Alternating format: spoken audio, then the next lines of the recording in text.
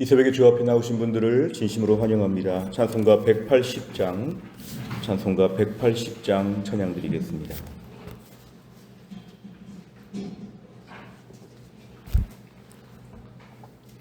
찬송가 180장입니다.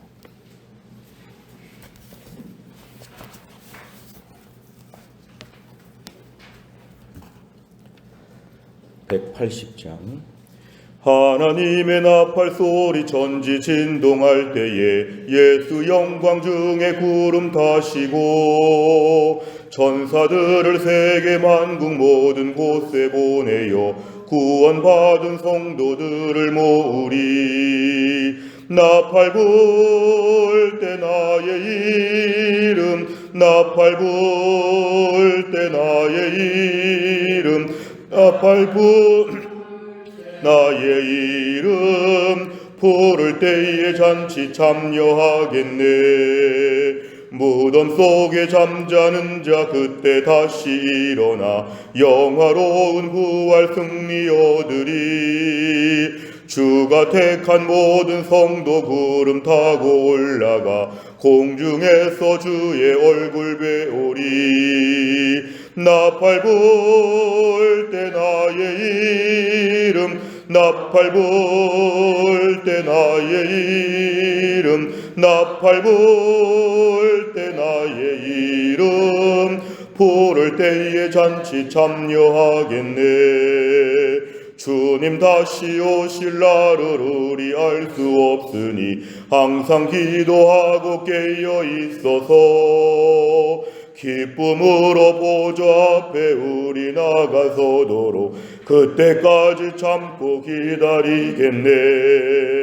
나팔 불 때 나의 이름, 나팔 불 때 나의 이름, 나팔 불 때 나의 이름 부를 때에 잔치 참여하겠네. 아멘. 하나님 말씀 마가복음 13장 14절부터 27절입니다. 페이지로 77페이지 마가복음 13장 14절부터 27절입니다.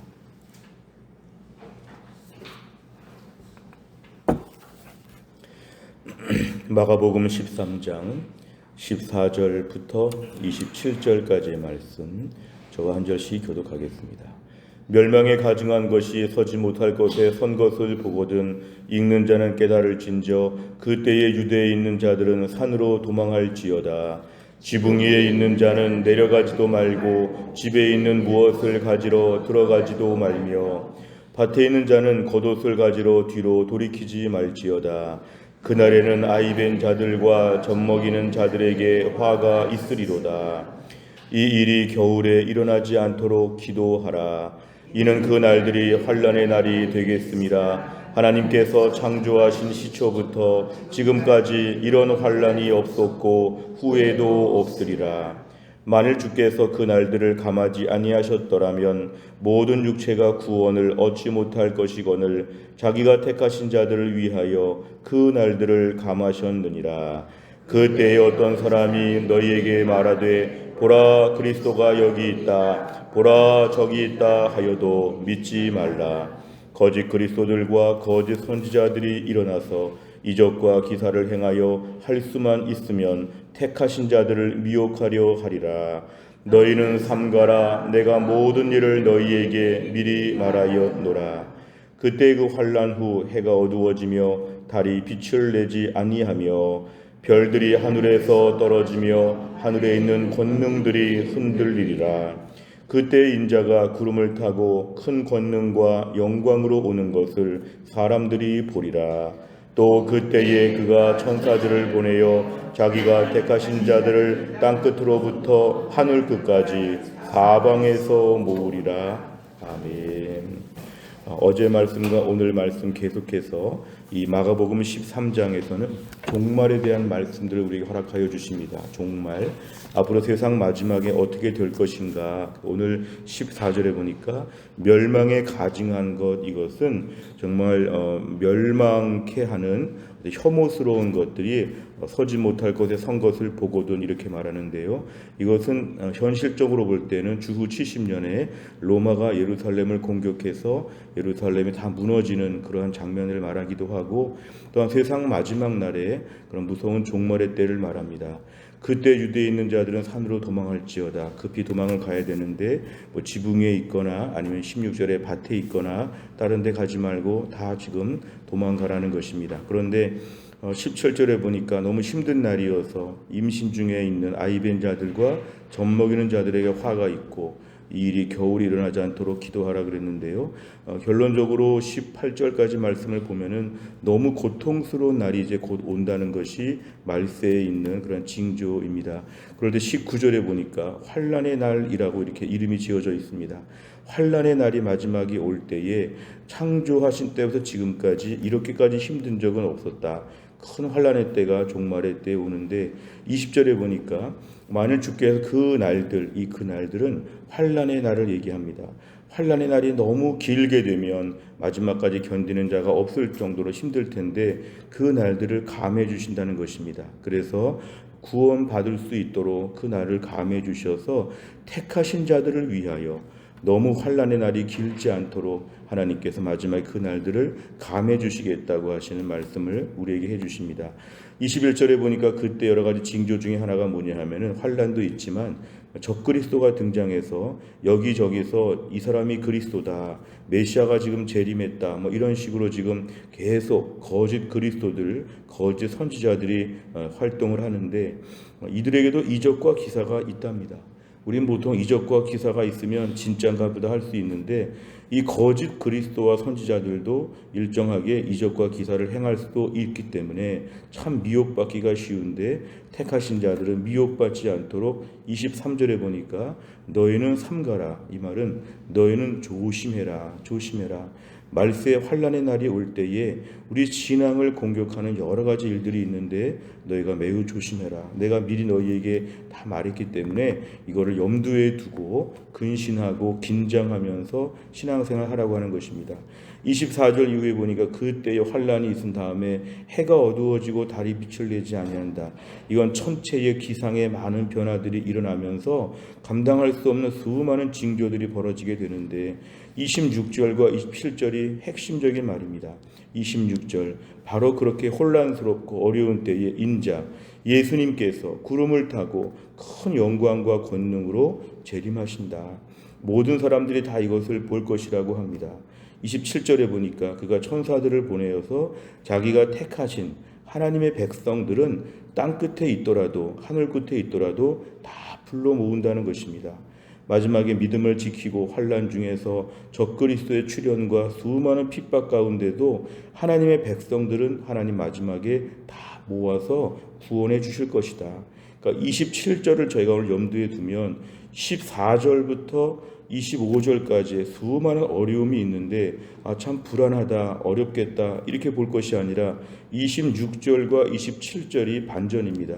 그렇게 어려운데 예수님이 재림하셔서 주의 백성들을 다 모으신다는 것은 주의 백성들을 살려주신다. 그러니까 우리가 오늘 핵심은 26절과 27절 나팔 불 때 하나님의 백성들을 따로 모아주신다고 하는 우린 그런 부활과 또한 천국에 대한 소망을 붙잡으라는 것입니다. 내용 관찰을 보시면 첫째, 멸망에 가증한 것이 서지 못할 곳에 서면 어떻게 해야 합니까? 말세가 되어서 온갖 종류의 혐오스러운 가증한 것들이 막 여기저기서 막 서게 될 때에 어떻게 해야 됩니까? 14절부터 16절에 보면은 너희가 산으로 도망해야 된다. 지붕에 있는 자는 내려가지도 말고 집에 가지도 말고 밭에 있는 자도 돌아가지 말고, 그러니까 말세 우리에게 일정한 긴장감을 가지고 살아야 된다는 것을 얘기합니다. 두 번째를 보면 예수님께서는 택하신 자들을 위해 무엇을 행하십니까? 20절과 27절에 보니까 첫째로는 그 환난의 날을 감해 주신다. 그 날짜를 적게 만들어 주신다는 것은 택하신 자들을 위한 것이죠.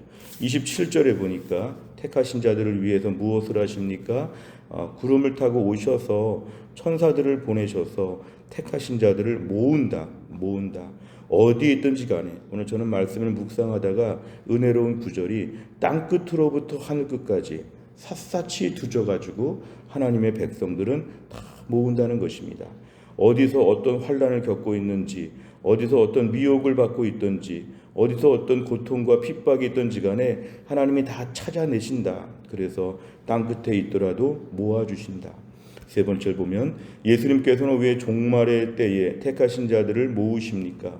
이 종말의 때에 택한 자들을 모으시는 이유는 뭐냐면은 20절 말씀 보니까 구원에 대한 말씀이 나옵니다. 결국은 구원하시기 위해서, 구원하시기 위해서 택하신 자들을 그렇게 모아서 구원을 받게 하여 주신다. 또한 19절과 20절에 보니까 이 환난의 날에 우리를 반드시 건져 주신다는 것이죠. 환난의 날에 우리를 건져 주시고자 택하신 자들을 모으시는 것입니다. 오늘 읽은 말씀의 전체적으로는 말세에 큰 어려움이 온다는 얘기지만 어려움이 오늘 포커스가 아니라 어려운데 구해준다는 게 포커스입니다. 세상 종말에 어려운 일이 참 많이 벌어지니까 오늘 본문을 볼 때 두렵다, 어떡하냐, 종말이 무섭다 이렇게 볼 수 있지만 핵심은 그런데 하나님의 백성은 따로 돌보신다, 구해주신다 이것입니다.